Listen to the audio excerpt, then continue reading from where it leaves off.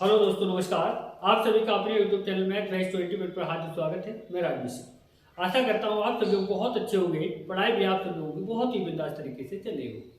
तो प्यारे बच्चों, आप सभी को पता ही चल चुका होगा कि एसएससी जीडी की वैकेंसी आप लोगों की क्लियर हो चुकी है और इसमें आप लोग सभी लोग फॉर्म फिल करने का काम करें, जल्द से जल्द मेहनत पर जुट जाएं। देखिए, आज मैं आप लोगों के लिए नॉन परफेक्ट नंबर यानी कि ऐसी संख्याओं का वर्गमूल सिखाने वाला हूं शॉर्ट ट्रिक के साथ, जो संख्याएं किसी का वर्ग नहीं होती हैं।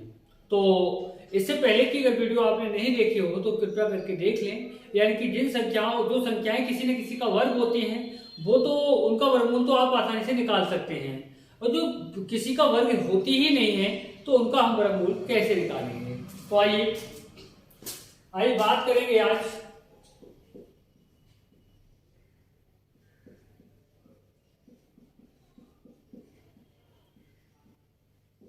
Non perfect number.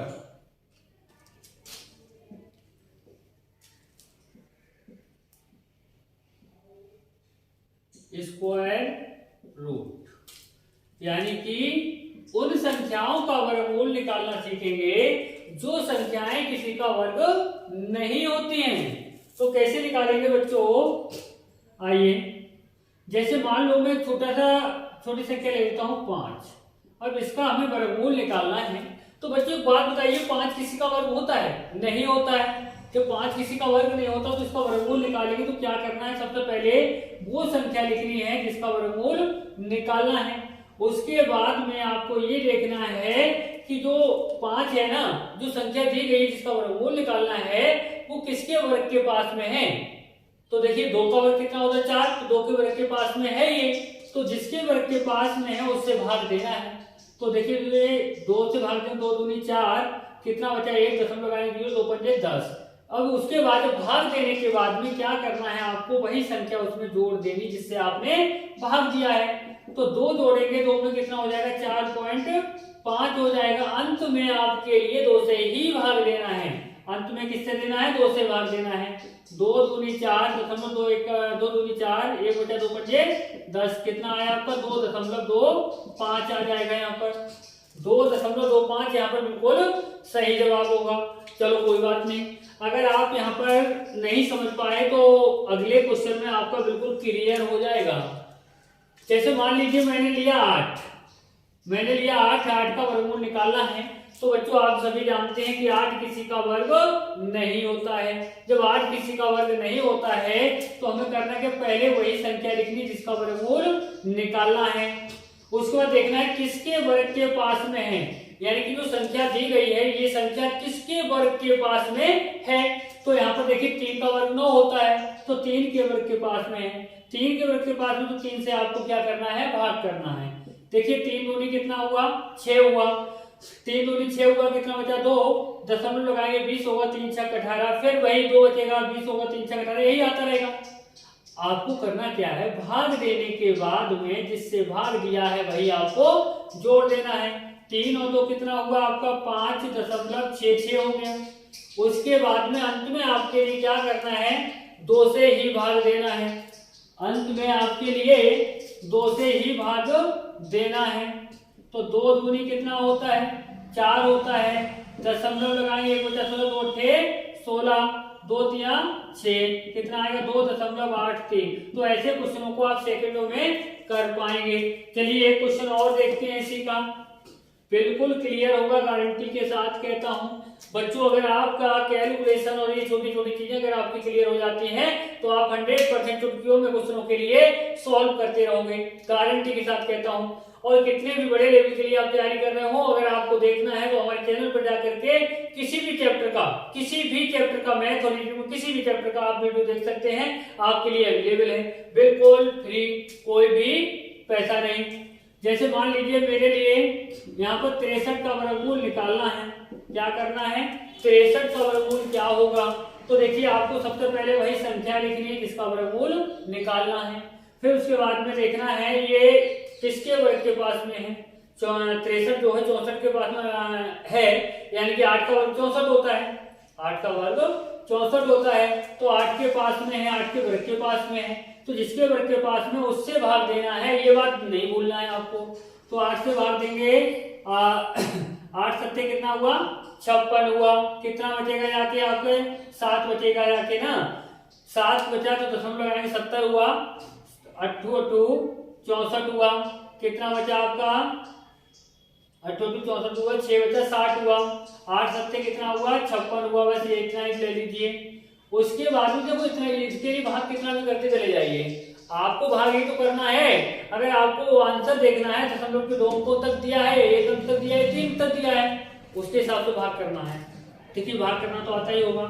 जिससे भाग दिया भाई आपको क्या करना है, जोड़ देना। 8 और 7 कितना हुआ 15, दशमलव कितना 8 7। अंत में भाग आपको 2 से ही देना है, यानी कि 2 सत्ते 14। कितना बचा यहाँ से 1, कितना हुआ 18 2 ने 18, 2 6, यानी कि बात करेंगे तो 7.93 लगभग आ रहा है, यानी कि ये आपका बिल्कुल करेक्ट उत्तर होगा। यानी कि इन संख्याओं का आप वर्गमूल आसानी से निकाल सकते हैं। जो नॉन परफेक्ट नंबर संख्याएं हैं उनका आसानी से वर्गमूल निकाल सकते हैं। और बच्चों बताऊं आपके लिए, दशमलव वाली संख्याओं में बच्चे बहुत ही कंफ्यूज होते हैं और पेपर में भी क्वेश्चन आता है। देखिए अगर मैं बात कर दूं आपसे दशमलव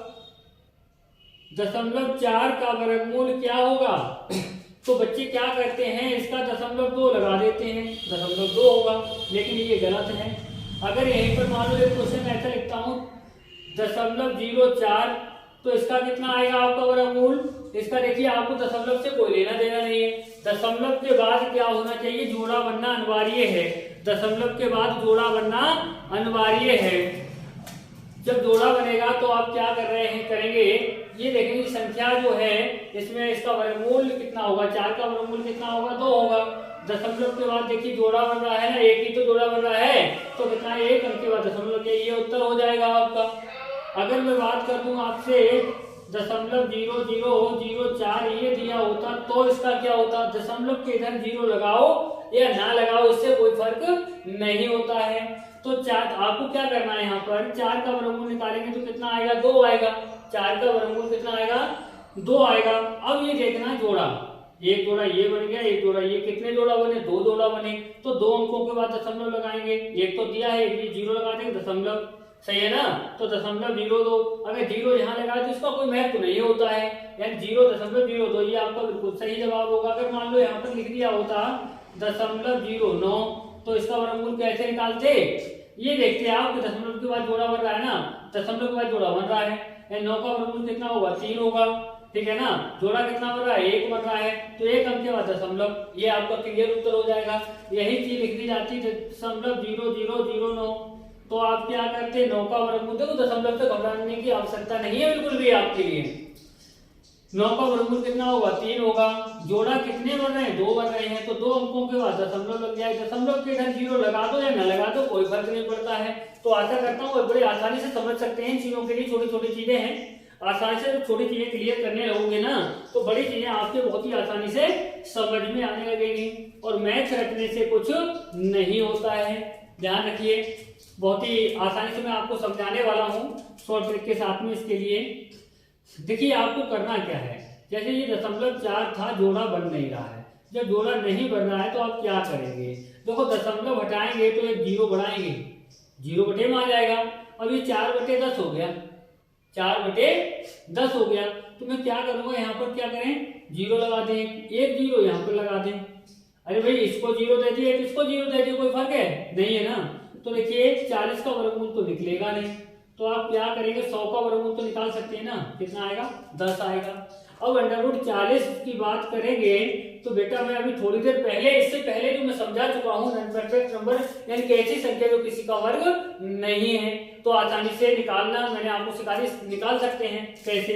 40 किसी का वर्ग में, 40 किसके पास में 6 के, 6 का वर्ग कितना होता है 36, 6 के पास में, तो 6 से भाग देंगे, 6 छक 36 दशमलव कितना बचा यहाँ से 4 40, 6 छक 36, फिर बचा 4 40, 6 छक 36, यही आता रहेगा।